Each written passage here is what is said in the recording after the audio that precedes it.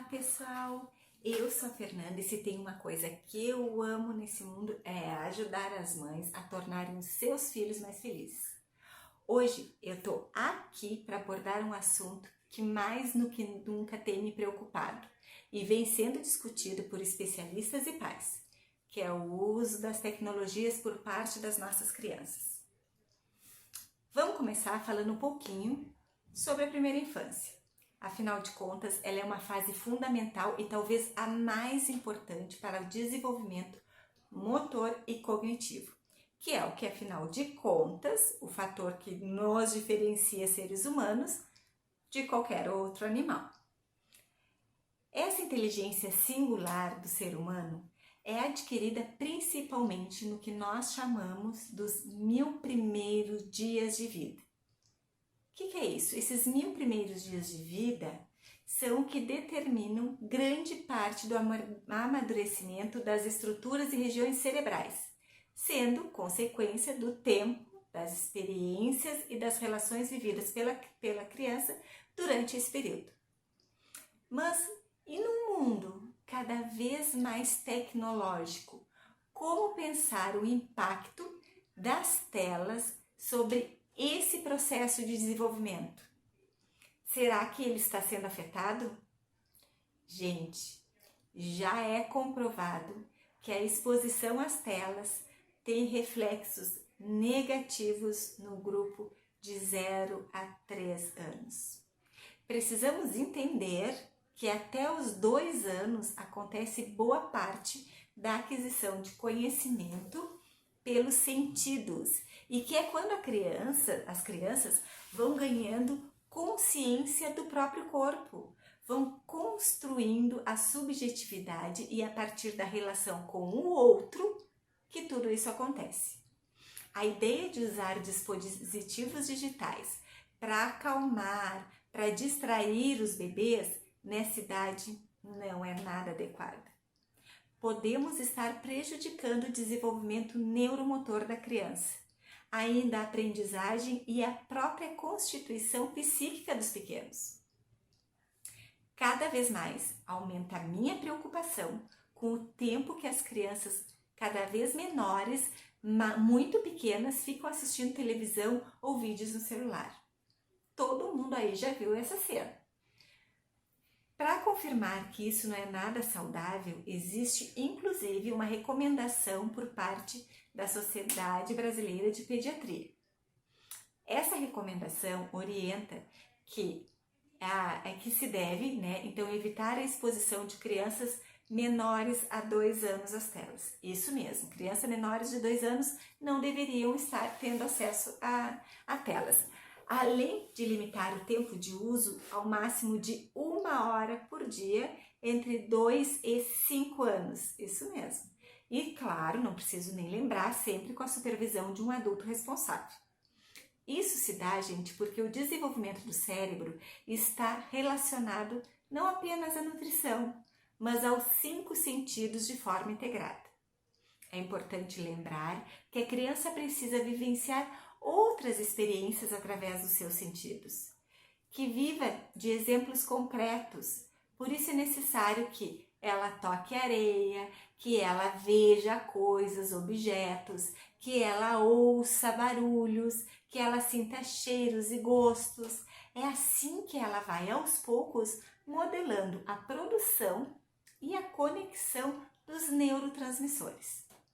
Pensando nisso, devemos garantir aos nossos filhos momentos onde a riqueza dos estímulos que ultrapassam o brilho das telas e a virtualidade, como as experiências diretas do corpo, como o de brincar ao ar livre, os sons, o som da voz emitida pela mãe, a valorização do apego e do vínculo.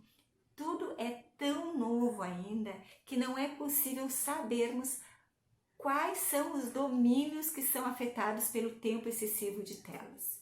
Mas o que já se sabe é que sim, há atraso no desenvolvimento da criança. Isso é já comprovado. Os estudos relacionam, inclusive, diretamente o uso excessivo de mídias de tela ao aumento da probabilidade de crianças apresentarem habilidades motoras pobres, inatividade física e diminuição das horas de sono.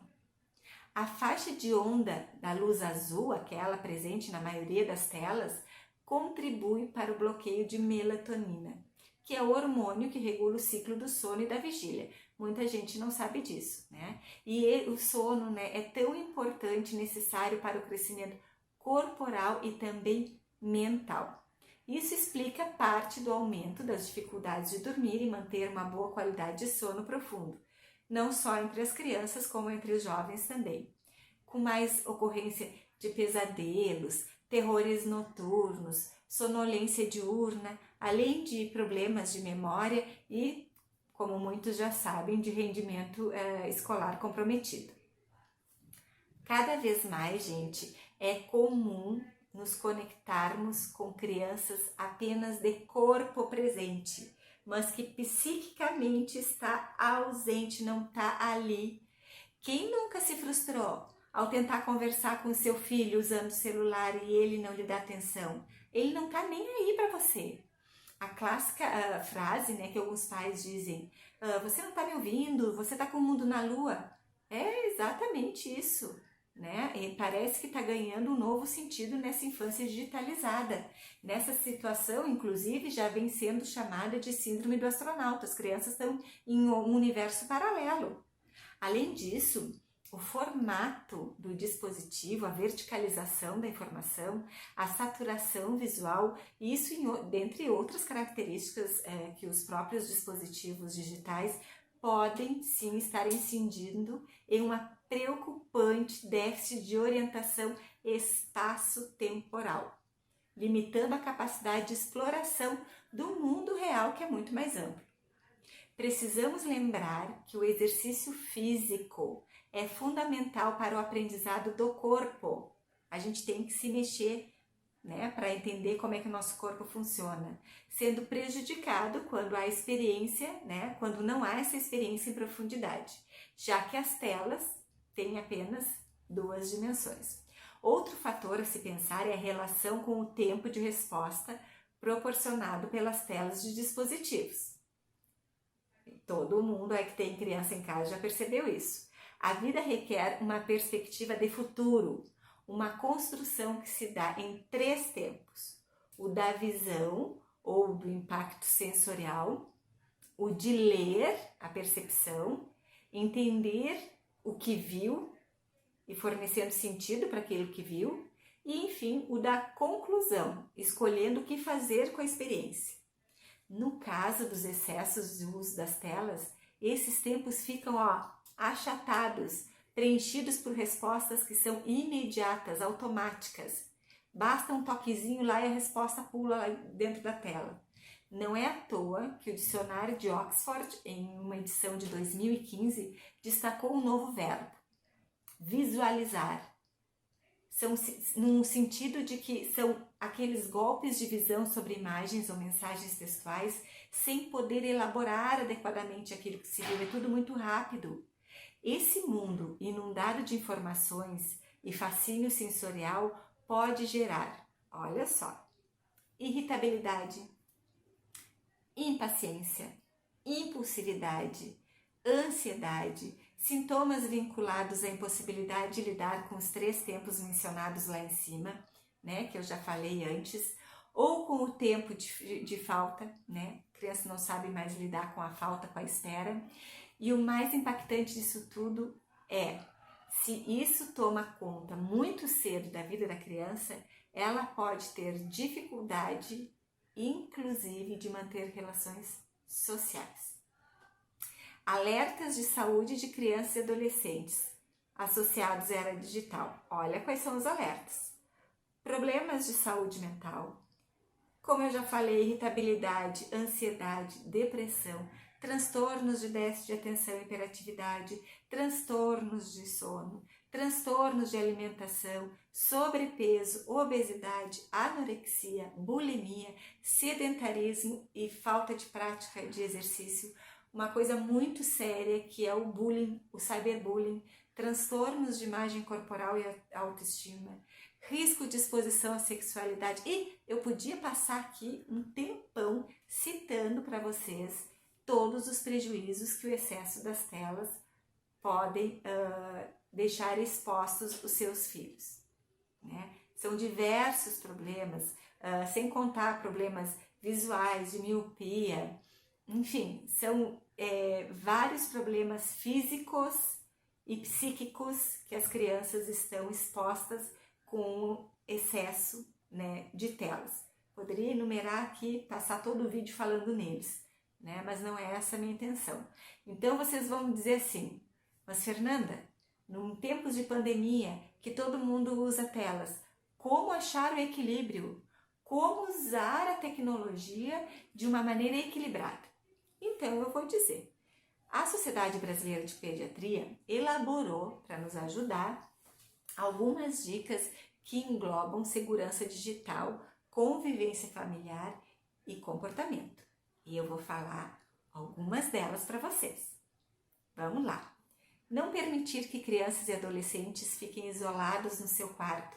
Eu mexo com os meus pacientes aqui com as cavernas deles, né? Não deixar eles presinhos lá na caverna, né? Porque lá isolados no quarto eles usam TV, computador, tablet, celular, né? Mas sim, a gente deve estimular o uso em locais comuns da casa, até para a gente poder conseguir controlar melhor o conteúdo que eles acessam.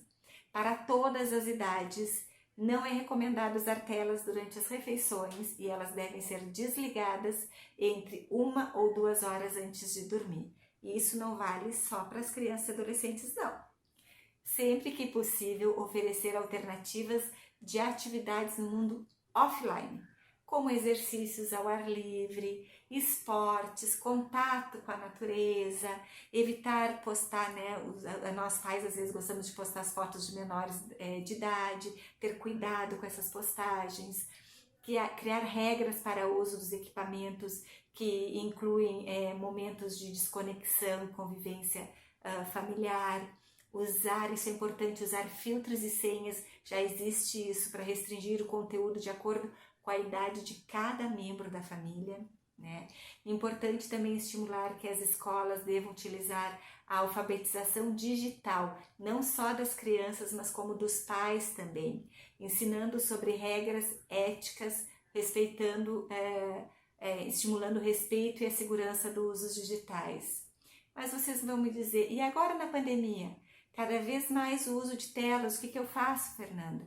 Continuamos buscando o equilíbrio, sempre atenta aos excessos e buscando o que a tecnologia pode nos ajudar nesse momento. Quer ver só? A tela pode ser útil. Ela pode ser útil se ajuda a manter o contato com as pessoas durante tempos assim tão especiais, extraordinários como que a gente está vivendo, com alto grau de incerteza, né? É vital para as crianças brincarem e se comunicarem com os amigos. Quer dizer, não sou só eu que estou falando isso, é a Unicef, tá, gente? Então ela pode sim ser também benéfica. Se isso está sendo feito por videogames, videochamadas ou redes sociais, de modo a oferecer uma conexão humana, tem um valor, tá? Procurar conteúdos mais calmos e positivos, né? Então desenhos e games que tem um conteúdo mais calmo ou que possam proporcionar autonomia em vez de apenas estimular o uso compulsivo, são muito melhores para o desenvolvimento cerebral e para o comportamento das crianças, né? Ou seja, escolham bons conteúdos, que não seja cheio de conflitos ou comportamentos tolos, bobos, né? Uma boa sugestão, né, que eu gosto muito de sugerir, são os audiolivros. Tem audiolivros próprios para cada faixa etária, né? Ou assistir, então, uma contação de história que exige maior esforço do cérebro, tirando a criança daquele estado de passividade, né? Não se esqueçam de preservar rituais em família, né? O sono e o repertório offline precisa ser mantido, né? São as atividades em família, quaisquer que sejam, desde brincar junto, assistir filmes, cozinhar e conversar, que vão ajudar a criança a ter mais resiliência, né, neste momento que muitas crianças ficam irritadas na ausência dos eletrônicos. Por quê? Porque estão com pouco repertório, né, de brincadeiras offline. Elas precisam de um estímulo inicial para ter ideia de como sair do círculo vicioso do uso constante da tela e do brincar do mundo real. Elas precisam dessa brincadeira do mundo real.